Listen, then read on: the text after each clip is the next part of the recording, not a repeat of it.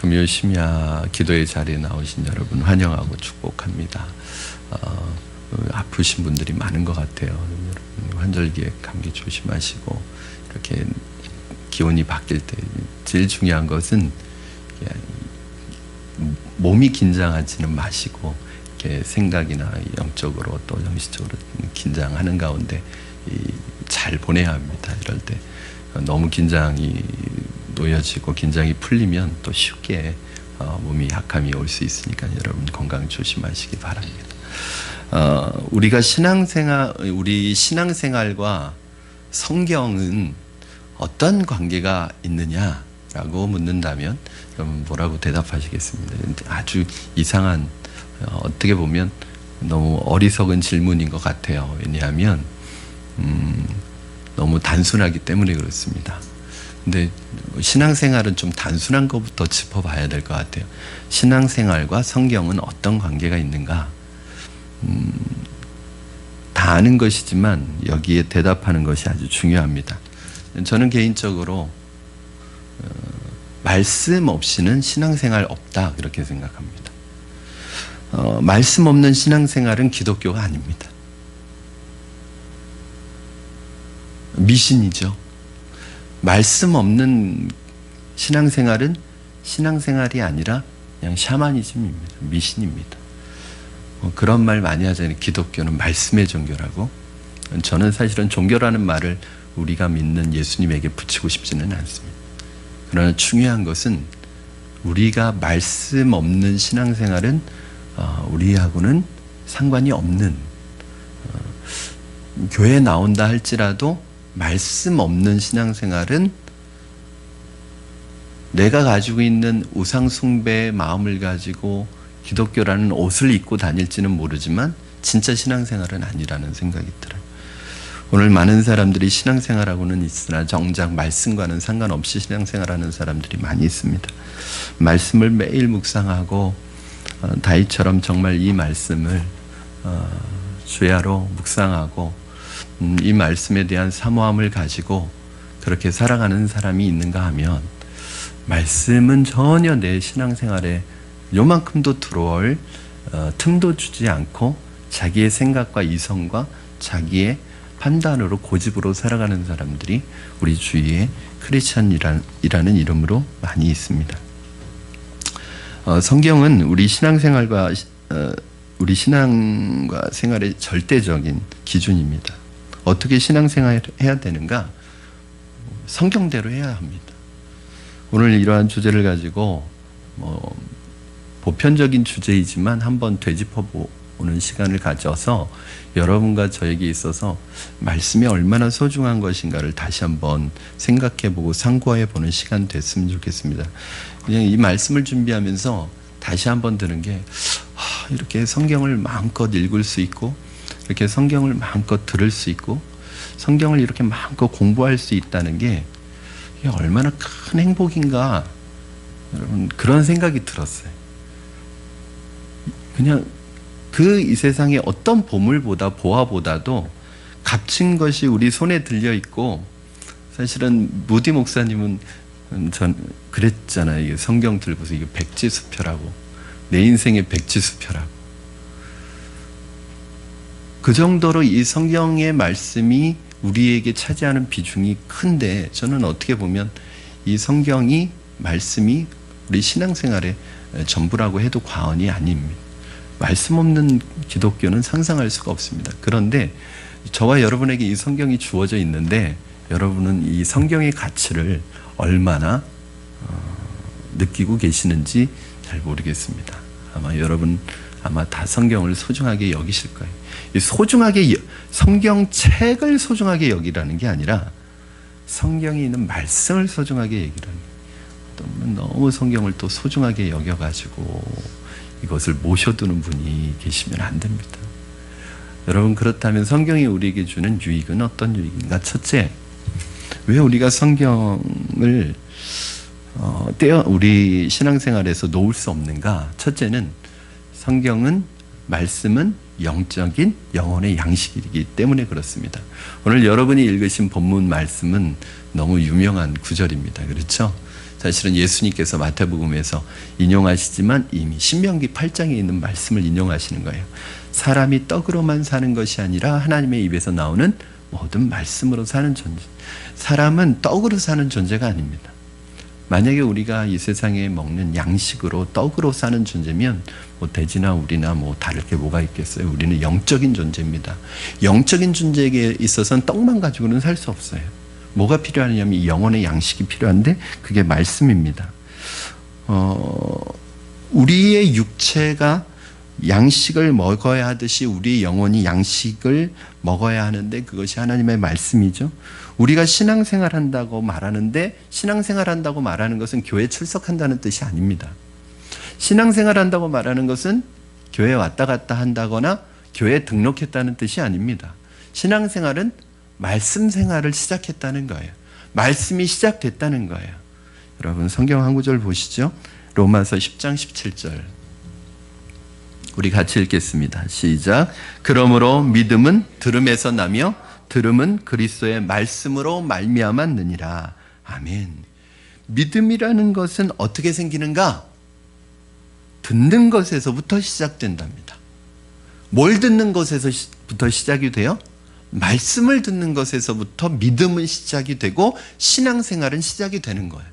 그러니까 신앙생활의 시작은 말씀에서 시작되는 거예요. 말씀을 듣는 것에서 시작되는 거예요. 하나님의 말씀을 들을 때 비로소 신앙이 믿음이 싹트기 시작합니다. 디모데후서 3장 15절 말씀 한번 보시겠습니다. 그럼 같이 한번 읽어보겠습니다. 시작. 또 디모데후서 3장 15절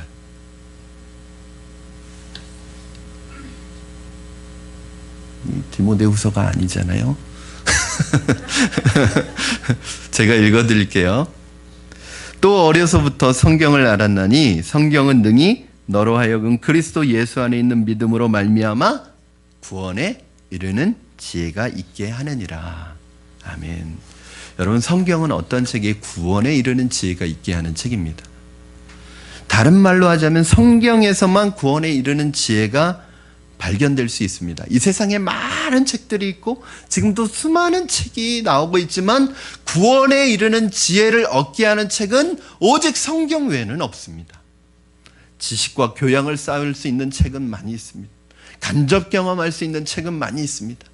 좋은 명언을 주는 책은, 인생의 지혜를 주는 책은 있을 수 있어요. 그러나 구원에 이르는 길을 가르쳐주는 것은 성경밖에 없습니다.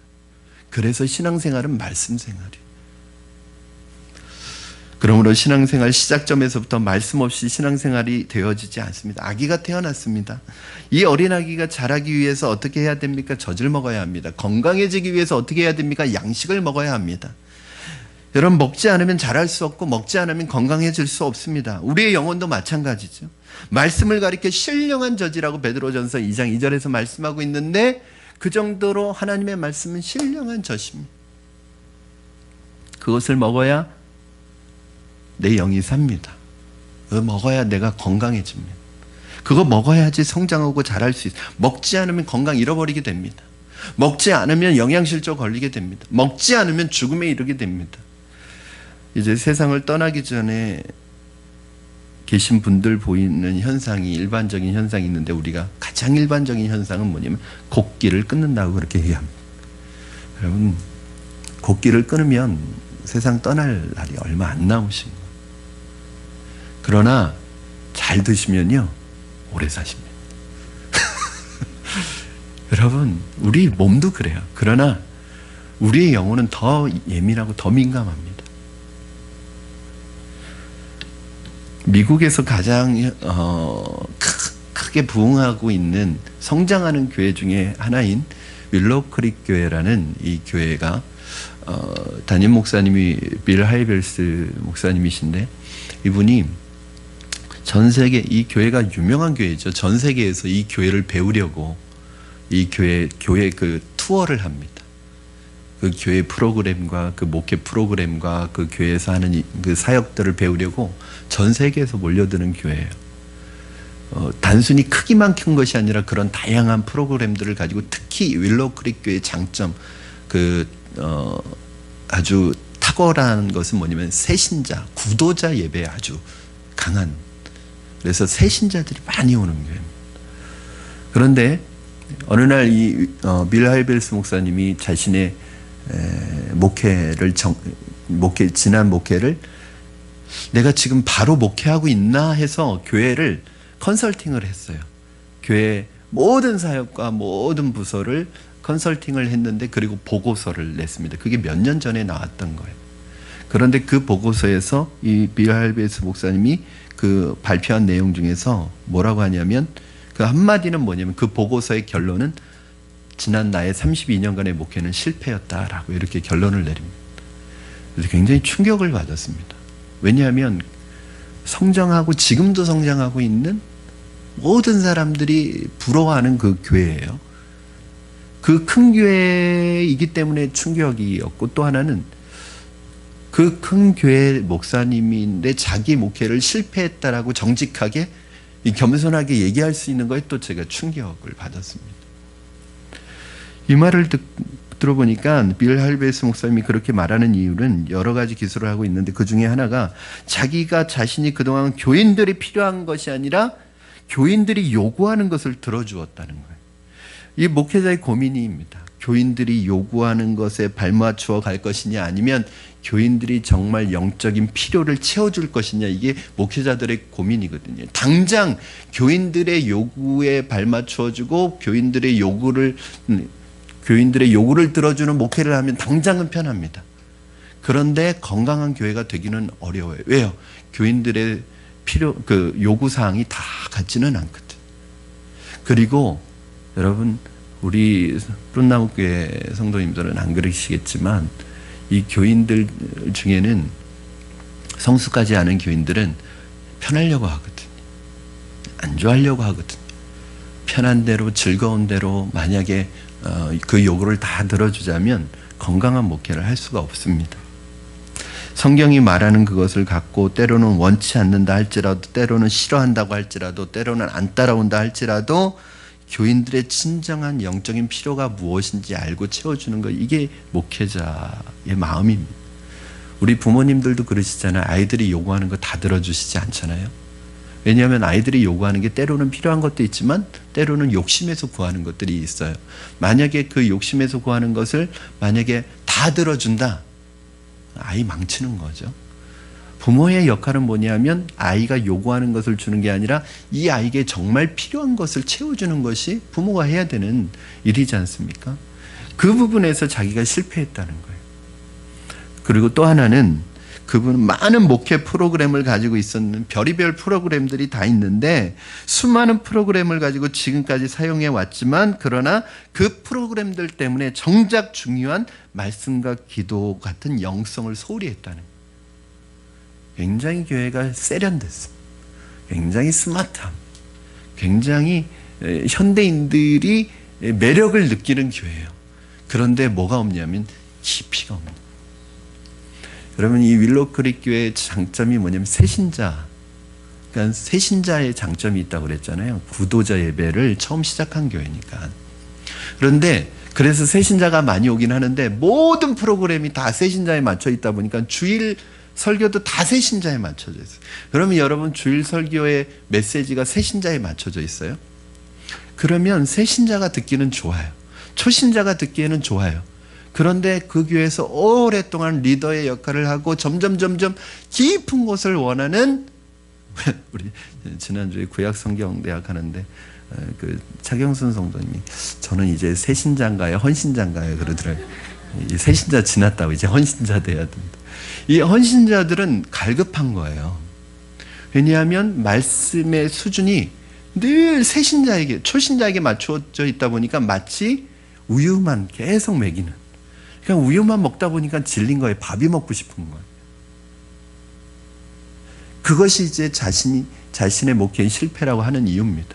그러니까 헌신자들을 더 깊은 헌신의 단계로 이끌지 못했던 것, 너무 교회 모든 프로그램이 초신자들에게 맞춰 있었던 것, 이것이 나름대로 본인의 실패다. 그렇게 한 것이 잘못이라는 게 아니라 초신자들 새 가족들을 그렇게 잘 섬기는 건 너무 잘한 것인데 기존에 깊이 있는 신앙을 추구하는 성도들의 그 깊이를 말씀과 이 영성으로 채워주지 못했다는 그러한 나름대로 진단이 나온 거예요.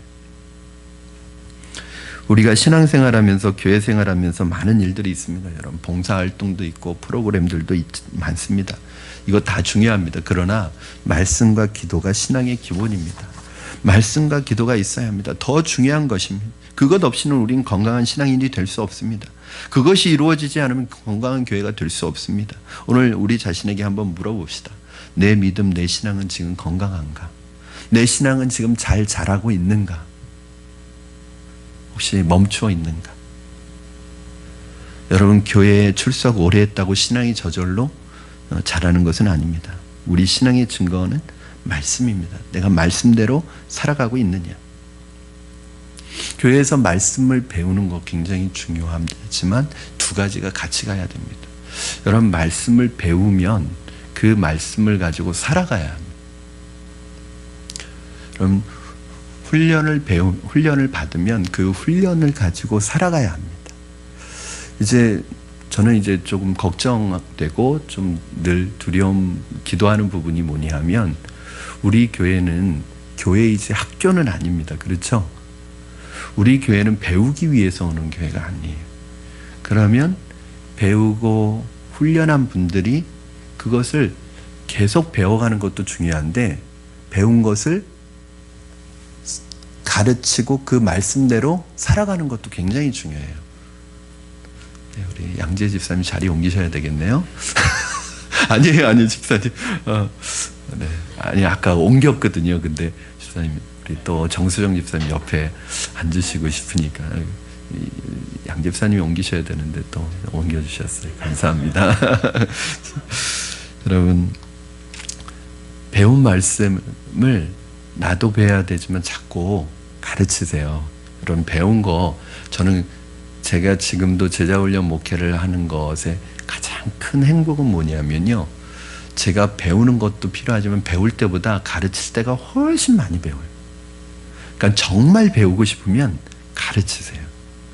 여러분 배울 때는요. 잘 이해 못해도 답 써올 수 있어요. 요즘에 사역훈련 하는데 이렇게 답을 들으면 무슨 답을 듣는데 무슨 말씀인지 잘 모르겠어요. 배울 때는 본인이 이해를 못해요. 들으면. 근데 가르쳐야 되면은 이해 못하면은 못 가르칩니다. 그러니까 더 많이 배우는 거예요. 여러분 저는 우리 성도님들이 배우는 것도 중요하지만 배우는 것에만 모든 것을 올인하지 마시고 배운 것을 가르치고 제가 제자훈련 목회를 일찍 눈을 뜬 계기가 있어요. 제가 고3 때 제자훈련으로 은혜 받고 성령님을 만나고 예수님 만났는데 고3 졸업하자마자 20살에 제가 군대 갔거든요. 군대 가서 제자훈련을 했어요. 제가 얼마나 불 받고 군대 갔으니 얼마나 뜨겁겠어요. 그렇죠?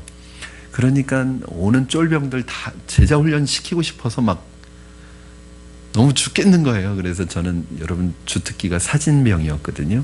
저는 제가 따로 쓰는 암실이 있습니다. 그러면요 그 전도해가지고 또 믿는 친구들도 있었고 안 믿는 쫄병들도 있었는데 일단 데리고 와서 제자훈련을 거기에서 했어요. 그 제자훈련 배워가지고 온 거 지금 그 교재가 나오는지 모르겠어요. 내비게이터에서 나오는 27 시리즈라고 있는 그거 한 권 배워가지고 와서 그거 가지고 군대에서 3년 동안 제자훈련을 한 거예요. 그러니까 이 20살짜리가 군대에서 제자훈련 경력이 쌓이는 거예요. 만약에 제가 배운 거 가지고 와서 군대에서 가만히 있었으면 다 까먹었을 거예요. 아마 우리 집사님들 지금 배운 거 다 까먹으셨을걸요? 그쵸? 배운 거 안 가르치면 다 까먹어요. 근데 배울 때는, 가르치기 전엔 되게 두렵습니다. 내가 가르칠 수 있을까? 근데 가르치니까 기도가 나오더라고요. 배울 때는 별로 기도하고 오시지 않잖아요. 근데 가르칠 때는 너무 내가 떨리니까 이게 기도 없이는 안 되는 거예요. 그러면서 은혜 받고, 그렇게 해서 한 번 가르치고 나면요, 자신감이 붙어요. 그런데 자신감 붙어서 두 번째 할 때 좀 망해요. 차라리 너무 두렵고 떨려서 처음 할 때가 제일 은혜스러워요. 제가 무슨 말 하려고 하는지 아시죠? 두려워하지 마시기 바랍니다, 여러분. 여러분, 둘째는 말씀은 시험을 이기는 능력이 있습니다. 우리의 영적인 삶의 시험이 연속인데 이 시험을 이길 수 있는 능력이 어디에서 오느냐? 바로 말씀에서 오는 거예요. 여러분, 마태복음 4장에 보면 예수님 시험 당하시는 얘기가 나와 있습니다. 첫 번째 시험이 뭐죠? 이 돌들을 떡덩이가 되게 해라. 예수님 뭐라고 말씀하세요? 기록되었을 때 사람이 떡으로만 살 것이 아니라 하나님의 입에서 나오는 말씀으로 살 것이니라. 두 번째 뭐라고 시험하죠? 성전 꼭대기에 세워서 뛰어내려 봐라. 그러면 천사가 너의 발을 받쳐준다고 말씀에 있지 않느냐? 마귀도 말씀을 인용해요. 기록되었을 때 받쳐준다고 하지 않았느냐? 그때 예수님이 뭐라고 그러시죠? 주 너의 하나님을 시험하지, 기록되었을 때 주 너의 하나님을 시험하지 말라. 천하 만국을 보여주면서 세 번째 시험, 네가 만약에 나에게 절하면 이 모든 것을 너에게 주겠다. 그때 기록되었을 때 오직 주 하나님만 섬기라고 말씀하셨다. 마귀야 물러가라. 여러분, 예수님께서도 시험과 유혹을 이기는 방법은 하나님의 말씀이었습니다. 이와 같이 여러분, 하나님의 말씀은 우리의 영적인 삶에 주어지는 시험과 유혹을 이길 능력이 있습니다. 힘이 있습니다. 그런데 말씀의 능력과 권세가 내게 없다면 약간의 유혹과 약간의 시험에도 많이 넘어집니다. 여러분, 말씀이 내 안에 없고 말씀으로 무장되어 있지 않으면 우리는 영적 유혹을 이겨낼 수 없다는 사실을 기억하시기 바랍니다. 여러분, 말씀 없으면 바로 넘어집니다. 뭐하고 똑같아요? 무기 없이 그냥 전쟁터에 총알바지로 나가는 것과 똑같아요. 여러분, 전쟁을 하러 나가는 군인이 총을 안 들고 나간다고 생각해 보세요. 그런데 여러분, 우리는 매일 하루하루 총을 안 들고 싸우고 있어요. 그러니 우리가 온전하겠냐고요. 말씀 없이 하루를 지내는데, 말씀 없이 하루를 사는데 내가 이기면 그게 이상하죠.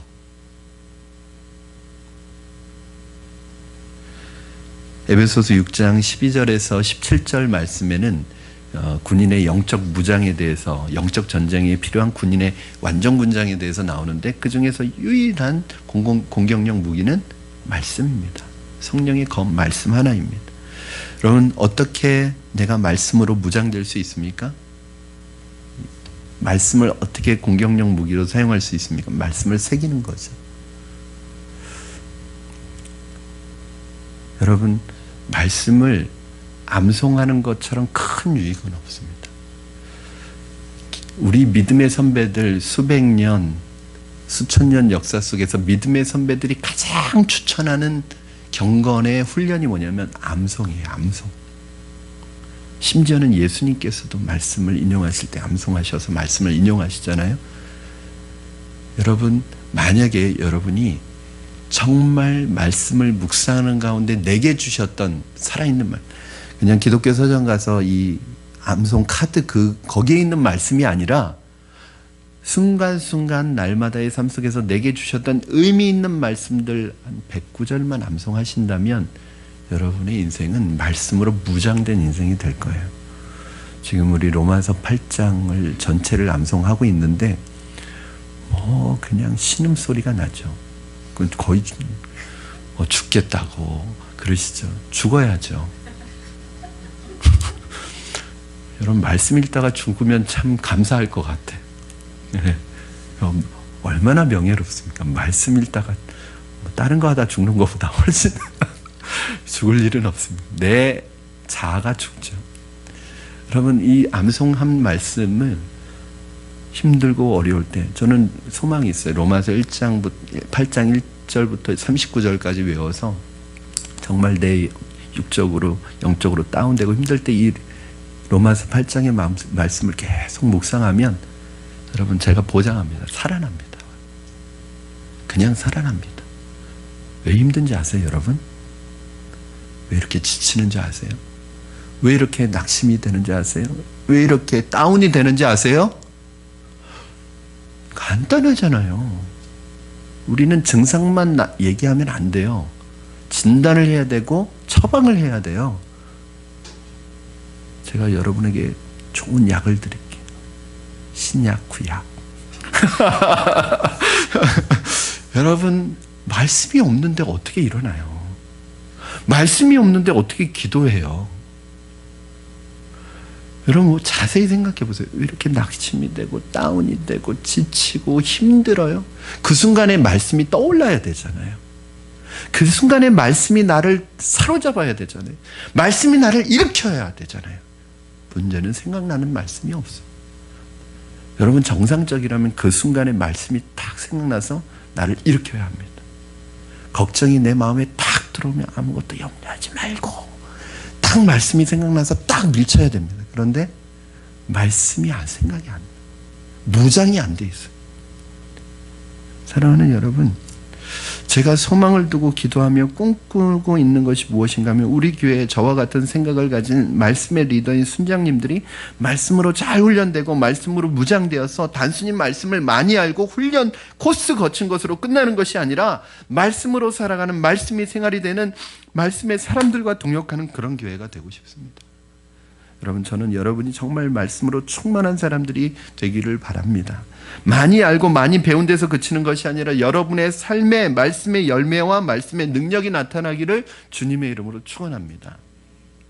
세 번째는 하나님의 말씀은 우리를 변화시키는 능력이 있습니다. 여러분 변화의 능력이 말씀 안에 있어요. 불신자가 신자가 되는, 신자가 성숙한 그리스도인이 되는, 성품이 변화되는, 그럼 사람 변화가 안 됩니다. 사람 안 변해요. 진짜 안 변해요. 변한 것 같은데 옛날로 또 돌아가요.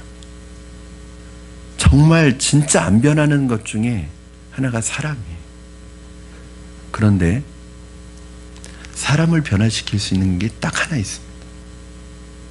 말씀 외에는 사람을 변화시킬 수가 없습니다, 여러분.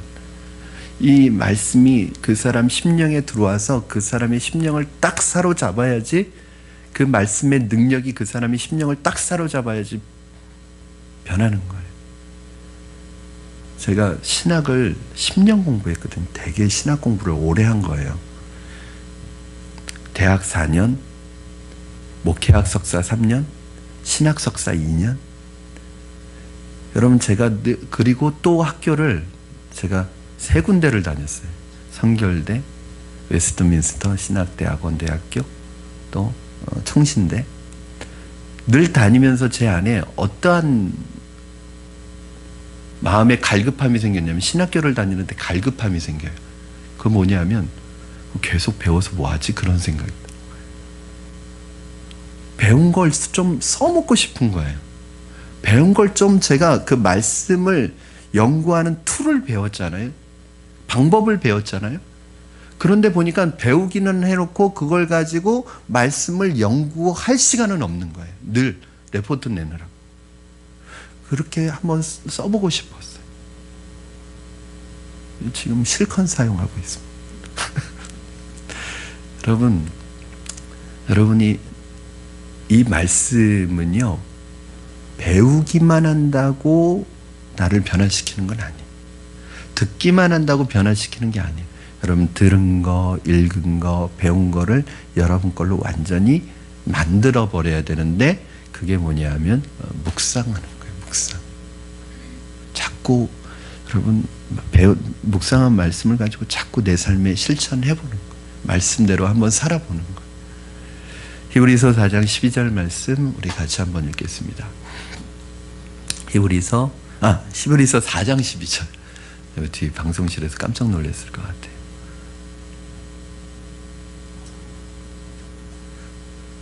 전사님들 예배 끝나고 밥 좀 하세요. 예, 우리 몇 분 다 이해하시는 분들이니까, 이분들 우리 지금 지난주부터 우리 2주 동안 우리 전사님이 그냥 지금 계속 자막 실수가 계속 나와요. 걱정하지 말아요. 제가 읽어드릴게요. 여러분 한번 아시는 말씀이니까 들어보세요. 하나님의 말씀은 살아있고 활력이 있어 좌우의 날선 어떤 것보다도 예리하여 혼과 영과 및 관절과 골수를 찔러 쪼개기까지 하며 또 마음의 생각과 뜻을 판단하나니. 여러분, 하나님의 말씀은 옛날 성경에 보면 운동력이 있어. 좌우의 날선 어떤 것보다도 예리하여 혼과 영과 관절과 골수를 찔러 쪼개기까지 한다.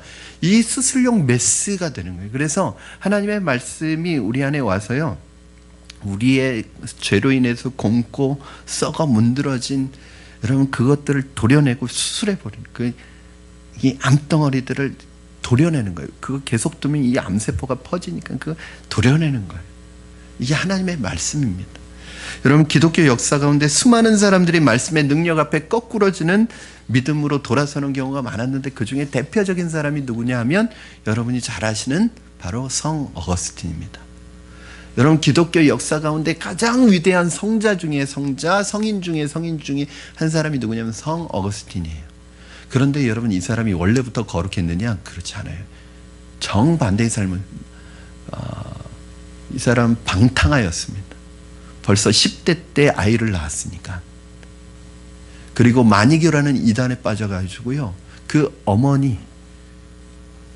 어머니의 속을 그렇게 아프게 하고 이 아들, 이단에 빠진 이 아들이 돌아오기를 위해서 그 어머니가 얼마나 눈물과 기도가 있었겠어요. 그런데 그 기도 때문이었는지 어느 날 정원에 서서 산책을 하고 있는데 밖에 지나가는 아이들의 노랫소리가 들리더래요. 그 노랫소리가 들리는데 그 노랫말이 이렇더래요. 책을 펴서 읽어라. 펼쳐서 읽어라. 펼쳐서 읽어라. 이런 노래를 부르면서 가더래요. 그래서 뭔가 마음에 뭔가 이렇게 메시지가 오는 것 같은 느낌이 들어서 그때 들어와서 성경을 바로 펼쳤답니다. 그때 펼쳐진 성경이 로마서 13장 11절 말씀이었는데 이런 말씀이었어요. 너희가 이 시기를 알거니와 자다가 깰 때가 벌써 되었으니 이는 이제 우리의 구원이 처음 믿을 때보다 가까웠습니다. 이 말씀이요, 전율처럼 임한 거예요. 충격을 받은 거예요. 자다가 깰 때가 되었느니라. 근신하라. 자다가 깰 때가 돼. 이 말씀이 성 어거스틴을 완전히 바꾼 말씀이에요. 이 말씀 한마디로요, 성 어거스틴이 주님께로 돌아와서 성 어거스틴, 기독교의 역사의 이 신학의 뼈대를 세운 사람이 되었습니다. 하나님의 말씀은 능력이 있습니다. 하나님의 말씀이 불신앙을 책망하고 우리의 죄를 책망할 때가 있다는 것입니다. 이 말씀의 능력 앞에 수많은 사람들이 회개하고 변화를 가져왔습니다. 이미 예수 그리스도를 믿은 사람에게는 이 말씀이 더욱 거룩한 삶을 살도록 만듭니다. 예수님을 닮아가도록 만듭니다. 요한복음 15장 3절은 말씀으로 깨끗하게 된다고 말씀하고 계시고, 요한복음 17장 17절은 진리가 거룩하게 하소서라고 말씀하십니다. 진리가 우리를 거룩하게 한다는 거예요. 그리고 시편 119편 9절 말씀 우리 한번 같이 읽겠습니다. 시편 119편 9절 우리 같이 읽겠습니다. 시작.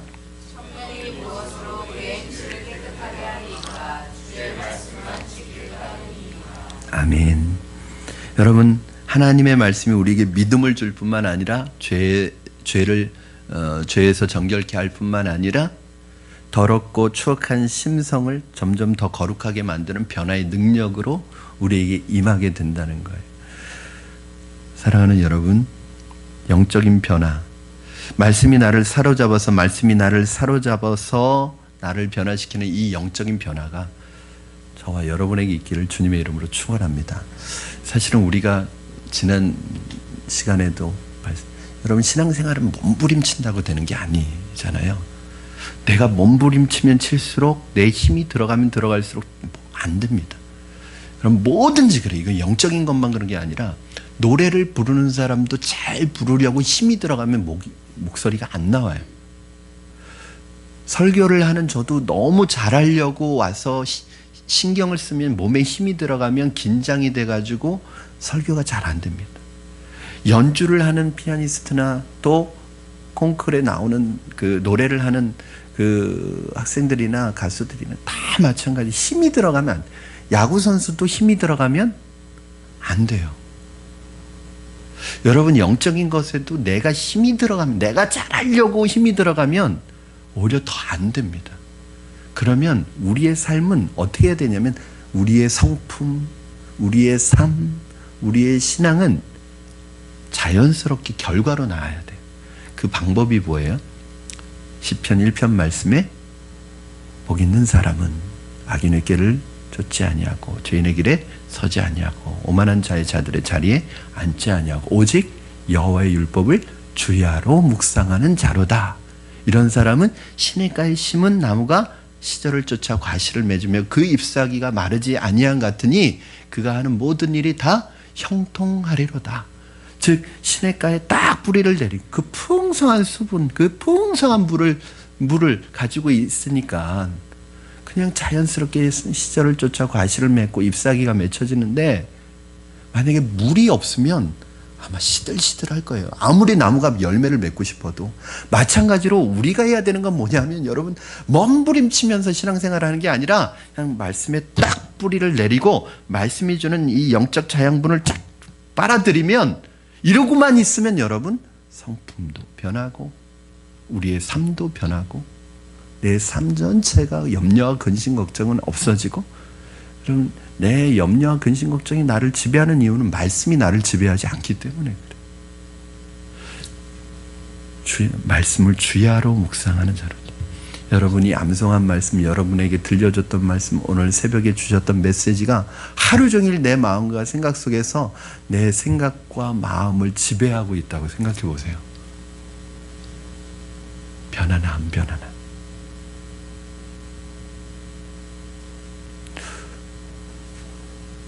에스라 성경 대학원 대학교라고 있어요. 원당에. 윤종아 원장님이라고 우리나라의 성경신학의 거의 1세대입니다. 이분은 돌아가실 때까지 목사 안수를 안 받고 장로님으로 계시다가 그 교수까지 다 신학대학 교수인데 장로님으로 마지막까지 계셨던 분인데, 이분이 늘 하시는 말씀이 제자들에게 나는 말씀대로 사는 게 제일 쉬워 그랬대. 우리는 도저히 이해가 안 가는 여러분, 우리는 말씀대로 사는 게 어렵잖아요. 근데 이분은 이 세상에서 말씀대로 사는 게 제일 쉽다 그랬대. 그래서 그분을 잘 모르는 사람은요 되게 교만하다고 생각해요. 근데 옆에서 보면요 진짜 말씀대로 사시는 거예요. 여러분, 그분이 노력해서 그렇게 됐을까요? 물론 노력이 전혀 배제되지는 않았을 거예요. 그렇죠. 그럼 우리가 로봇도 아니고, 그렇죠. 그러나 우리의 노력과 우리의 의지 가지고는 안 돼요. 우리의 노력과 의지를 어디에다 써야 돼요? 내가 몸부림치는 데다 써야 되는 게 아니라 말씀을 붙드는 데 써야죠. 우리의 의지와 노력이 필요한데 어디에 필요해요? 착하게 살려고 노력하는 데 필요한 게 아니라 말씀을 잊지 않으려고 말씀을 붙드는 데 사용해야죠. 저는 너무너무 힘들어하고 저도 정신 차린 지가 얼마 안 됐어요, 사실은. 여러분 너무너무 저 자신도 몸부림쳤었고 때로는 힘든 깊은 나락에 떨어져 봤었고, 이제 조금 철이 들어가는 것 같아요. 영적으로. 뭐냐면 너무너무 힘들어서 자꾸 땅속으로 다운되는 경향이 있을 때, 저를 비롯해서 성도님들을 보면은 그런 생각이 드는 거예요. 말씀 좀 잡아보지. 정말 힘든데 기도를 안 해요. 정말 힘든데도 힘들다고 하면서도 성경을 안 봐요. 그게 신기한 일이에요. 여러분, 힘든데 우리가 그 힘듦을 이겨낼 수 있는 방법이 뭘까요? 사실은 말씀밖에 없잖아요. 그렇죠? 우리가 돈이 있습니까? 백이 있습니까? 뭐가 있습니까? 그러면 아무것도 없으니까 말씀 하나 붙들 것밖에 없잖아요. 그냥 말씀 붙들다 그냥 그 아브라함처럼 하나님 좀 당황하게 만들어 보고, 그냥 아니 이 녀석이 이런 믿음이 있었나? 하나님 정말 그냥 말씀 읽다가 죽죠. 뭐 말씀 보다가 말씀대로 살다가 나 그냥 하나님 데려가세요. 뭐 우리가 뭐 죽기밖에 더 하겠습니까? 죽으면 순교고. 그런데 그 힘들고 어려운 순간에도 걱정과 근심은 묵상하시는데 절대 말씀은 묵상하지 않으시는 경향들이 있더라고요. 그럼 그 순간에는 다른 방법 없습니다. 이 변화가 없다면 우리는 열매 맺지 못하는 무화과 나무입니다. 나무의 열매를 맺지 못하는 이유는 두 가지 중 하나이겠죠. 병들어 있거나, 아니면 나무가 죽어 있거나, 아니면 아직 열매를 맺지 못하는 어린 묘목이거나. 병들어 있다면, 가끔 저는 화초를 잘 모르는데 화초에도 영양제를 맞더라고요. 다른 약이 없습니다. 우리에게 필요한 약은 신약, 구약. 우스운 말로 하지만 정말 이 방법이 없어요, 여러분. 기도 외에는 없고, 말씀. 목사님, 맨날 기도하래. 맨날 말씀. 그럼 여러분, 저는 그렇게 얘기하지만, 여러분 왜 큐티에 늘 적용해, 기도해야 돼? 말씀, 그거 왜 두 개 외에는 적용을 안 하세요? 왜? 맨날 적용이 기도해야겠다. 말씀 읽어야겠다. 저나 여러분아 쌤쌤입니다. 마지막으로 말씀은 우리의 신앙과 삶의 바른 길로 인도합니다. 시편 119편 105절 말씀 한번 여러분 보시죠. 우리 같이 읽겠습니다. 시작. 주의 말씀은 내 발의 등이요 내 길의 빛이니이다. 아멘. 캄캄한 밤, 칠흑같이 어두운 밤, 내가 어디로 가야 하는데 길이 보이지 않습니다. 처음 가는 길입니다. 가보지 않은 길입니다. 어디가 길인지, 어디로 가야 내가 원하는 목적지로 갈 수 있는지 알 수 없습니다. 왜요? 빛이 없기 때문에. 자칫 잘못하면 구렁텅이에 빠져버립니다. 여러분, 그때 등만 있으면, 빛만 있으면 내가 보고 길을 찾아갈 수 있습니다. 그렇습니다. 내 영적인 모든 영역에 있어서 빛이 필요하고 등불이 필요한데, 빛과 등불의 역할을 하는 게 뭐예요? 말씀이에요. 하나님의 말씀입니다. 말씀이 내 발의 등이요 길의 빛입니다. 우리가 사는 세상 참 어두운 세상입니다. 여러분, 이쪽으로 오는 길도 네온 사인은 밝고 밤에도 대낮같이 밝지만 사실은 영적으로는 어두운 세상에 살고 있습니다. 온갖 우상 숭배와 타락과 부도덕과 음란과 이단들이 판을 치는, 이때 말씀이 없으면 미로를 헤매는 것과 똑같습니다. 자칫 잘못하면 어긋난 길로 가게 됩니다. 어떻게 구원의 길, 바른 길, 하나님을 향해서 바로 갈 수 있느냐? 등불이 필요하고 빛이 필요한 거예요. 그 등이 무엇이냐? 하나님의 말씀입니다. 그러므로 말씀이 없는 사람은 그가 아무리 똑똑하고 영리한 사람이라도 제 길을 갈 수 없습니다. 바른 길을 갈 수 없습니다. 여전히 내 머리 믿고, 여전히 내 상식 믿고, 여전히 내 삶의 경험 믿고 그거 의지해서 가다가는 잘못된 길로 갈 확률이 많이 있습니다. 말씀보다 앞서지 마시고 성령보다 앞서가지 마십시오. 말씀의 빛을 가지고 빛이 비춰주는 만큼만 가세요. 우리의 생활에 있어서도 마찬가지입니다. 그리스도인들은 어떻게 살아야 되는가? 성경대로 살아야 합니다. 욕심을 따라서 내 이성적인 판단으로 살면 잘못된 길로 가게 되어 있습니다. 말씀이 가라고 하는 곳까지만 가시고 말씀이 멈추라고 하면 멈추셔요. 이제 매번 저희가 이제 구약 성경 대학이 올해 3번째잖아요. 매번 저도 강의를 하지만 매번 조금씩 틀린 게 있어요. 뭐냐면 저도 준비하면서 은혜 받는 게 틀려요. 요번에 특별히 아브라함의 모습이 더 들어왔어요. 아브라함이 가나안 땅에 도착하자마자 흉년이 들어가지고 어떻게 됐냐면 애굽으로 내려가죠. 근데 뭐라고 성경에서는 표현해요? 점점 남방으로 내려갔더라, 이렇게 해요. 이게 뭐냐면 애굽으로 쭉 내려갔더라, 바로 내려갔더라, 그게 아니라 점점 내려갔더라. 이게 뭐냐면 가다가 멈췄다가 갈까 말까 갈까. 하나님 갈까요 말까요? 하나님 아무 응답이 없어요. 말씀이 없어요. 가요. 응답이 없으면 그 자리에 서 있어야 되잖아요. 가요. 가다가 또 물어봐요. 갈까요 말까요? 응답이 없어요. 또 가요. 그러면서 애국까지 내려간 거예요. 하나님의 말씀이 없는데도 점점 애국까지 내려간 거예요.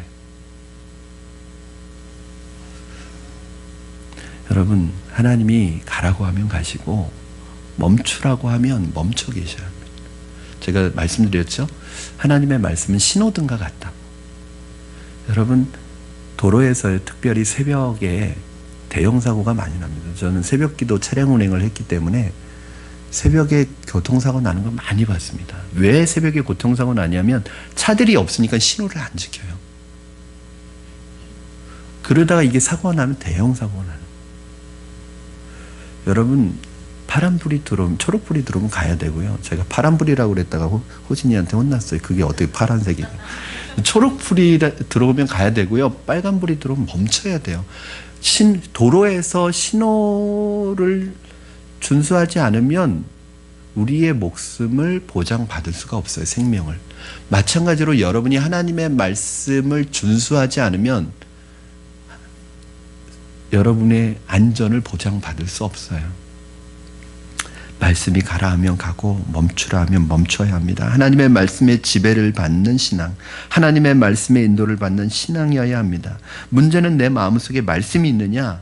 여러분, 예배 끝나고 돌아가면서 여러분의 마음속에 하나님의 말씀이 남아 있습니까? 말씀이 계속 일주일 동안 살아 있습니까? 주일날 들었던 그 말씀이 한 주 동안 내 마음에서 막 떠나지 않고 내 마음을 딱 붙들어 가지고 그 말씀에 사로잡혀서 살고 계십니까?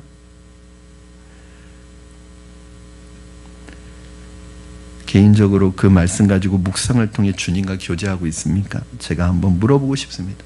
여러분, 오늘 하나님 만나셨습니까? 하나님과 동행하셨습니까?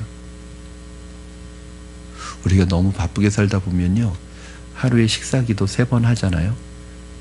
식사기도 3번 하는 거 외에는 기도 안 합니다. 근데 여러분은 다 새벽기도 나오시는 분들이기 때문에 기도 다 하시겠지만, 심지어는 그 식사기도 3번 할 때도 하나님 생각 안 해요. 그냥 습관적으로 하는 거죠. 오늘 하루 하나님 만나셨습니까, 여러분? 말씀을 정리합니다.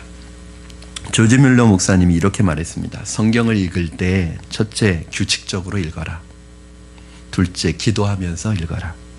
셋째, 묵상하면서 읽어라. 넷째, 믿음으로 읽어라. 다섯째, 순종하려는 마음을 가지고 읽어라.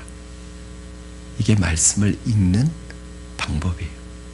여러분, 말씀을, 성경을 국어책 읽듯이 읽지 마십시오. 소설책 읽듯이 읽지 마십시오.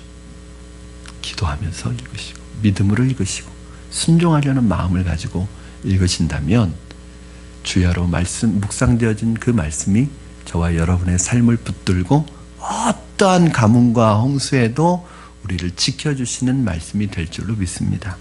올해 내가 성경 일독하겠다, 성경과 가까워지겠다, 하나님의 말씀이 내 안에 거할 수 있도록 하자. 읽고 듣고 배우고 순종하면, 그때 말씀으로 무장되면 주님의 말씀이 내 안에 거하고 내가 주님의 말씀 안에 거하는, 주님과 동행하는 삶이 우리의 삶 속에 이루어질 줄로 믿습니다. 오늘 이 밤 저와 여러분에게 말씀의 능력이 임하는 시간, 말씀의 은혜와 능력에 사로잡히는 시간 되기를 주님의 이름으로 축원합니다. 우리 이 시간에 찬양 같이 하겠습니다.